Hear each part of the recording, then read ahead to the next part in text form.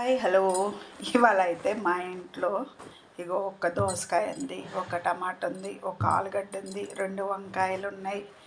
అయితే అన్నీ కలిపి ఒక కూర వండుదామని డిసైడ్ అయినా. ఒక ఉల్లిపాయ వేస్తున్నా. ఇగో తగినంత చింతపండు కూడా నానబెట్టాను. 2 గుడ్లు కూడా ఉన్నాయి. ఇవన్నీ కలిపి ఒక పులుసు కూర చేద్దామని 4 పచ్చిమిరకాయలు.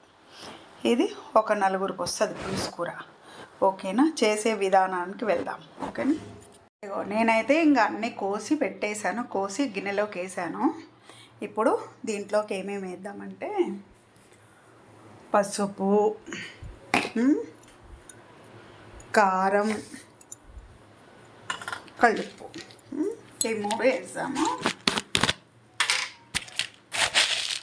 కల్లుప్పు అయితే నేనైతే 1 స్పూను వేస్తున్నా. ఇది ఐస్ క్రీమ్ స్పూన్. ఇంకొంచెం వేద్దాం. ఎందుకంటే మనం జ్యూస్ వేసుకుంటే బెటర్ కదా, అందుకని దాన్ని జ్యూస్ అయితే నేను వేస్తాను. పసుపు అంటే కొంచెం నేను ఆల్రెడీ చెప్పాను, మేము కొంచెం ఎక్కువ తింటాం, అందుకని ఎక్కువ వేస్తాను. ఎందుకంటే పసుపు తింటే మంచిది అనేసి కొంచెం ఎక్కువ వేస్తాను. ఎందుకంటే కడుపులో నులి పురుగులు ఉన్నా ఏది ఉన్నా పోతాయని అప్పట్లో మా నాన్న ఎక్కువే వేసేవాడు కారం. ఇదైతే కారం ఎక్కువ ఉంటుంది మాకు. ఆల్రెడీ పచ్చిమిరకాయలు వేసాం కదా, అందుకని కొంచెం తగ్గించి వేస్తున్నా. ఇవన్నీ కలిపేసేసి ఇవన్నీ ఉన్నాయి కదా, ఇప్పుడు మనం పులుసు పోసుకుందాం.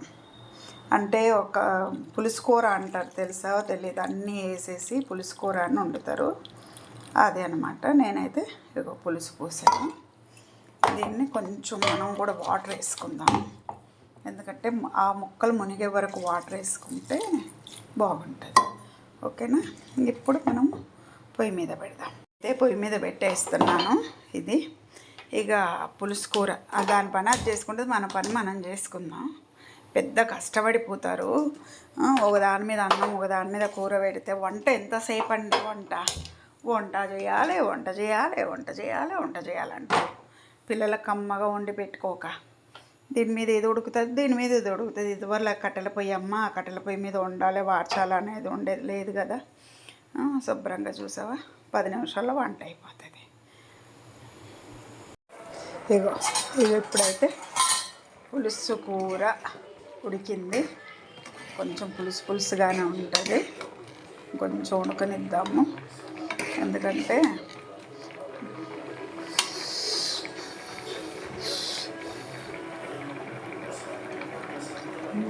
కొంచెం ఉప్పు పడుతుంది.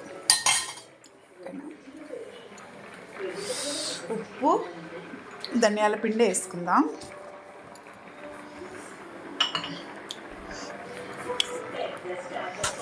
అంటే ఎవరికి సరిపోయేంత వాళ్ళు. నేను ధనియాల పిండి కూడా వేసాను, పొడి. పులుసు అయిపోయింది. ఇక తాలింపు వేద్దాం. ఓకేనా? తాలింపు వేసుకుందాం. దీంట్లోకి ముద్దపప్పు ఉన్నదనుకో, కాస్త ముద్దపప్పు పక్కన పెట్టుకొని, ముద్దపప్పు కలుపుకొని ఇది పులుసు పక్కన పెట్టుకొని నెయ్యి వేసుకొని తింటే సూపర్ ఉంటుందబ్బా. ఓకేనా? సరే దించేద్దాం. ఇప్పుడైతే మనం తాలింపు ప్రిపేర్ అవుదాం. దీంట్లోకి నూనె ఎక్కువ పట్టదనమాట పప్పు పులుసులోకి. కొందరు ముందుగా వేసుకుంటారు, అట్లా బాగోదు. ఇట్లా అయితే బాగుంటుంది తాలింపు. ఇప్పుడు కొంచెం ఇగో మెంతులు అయితే వేస్తా తాలింపులో. ఎందుకంటే పులుసు కూరలో మెంతులు వేస్తే టేస్ట్ బాగుంటుంది. మెంతులు వేస్తా. మెంతులు వేగుతున్నాయి. ఆవాలు, ఇగో జీలకర్ర,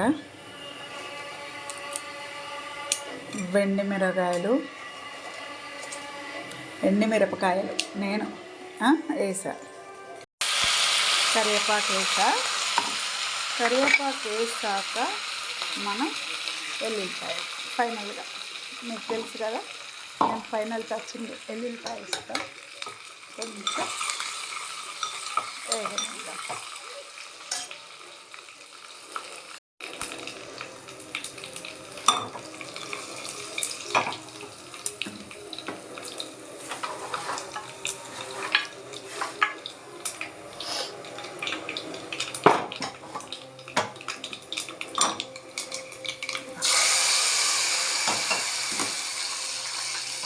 నాటుకోడు పులుసు. మా ఇప్పుడు ఎక్కువ మా తెలంగాణ సైడ్ అయితే ఇది దప్పడము అంటారు. దప్పడం అంటే తెలిసి కొంచెం పిండి కలిపేస్తాం మేమైతే, కాకపోతే మా పిల్లలు తినరు, అయితే ఇట్లా చేసుకున్నాం. ఓకేనా. అయిపోయింది కలగలుపు పులుసు కూర. బాయ్. మళ్ళీ కొత్త వీడియోతో వస్తాను. సబ్స్క్రైబ్ చేయండి, షేర్ చేయండి. ఓకేనా. వీడియోలు చూస్తున్నారు కానీ లైక్ కొట్టట్లేదు. మీకు మంచి మంచి కూరలో వీడియోలు తీసుకొస్తాను. ఓకేనా. Bye friends. వినాయకుడి చవితి శుభాకాంక్షలు. ఓకేనా. అందరికీ ముందుగా కూర అయితే తింటున్నా. చూసారా, అన్నీ కలిపి ఒక కూర అయితే వండేసాను.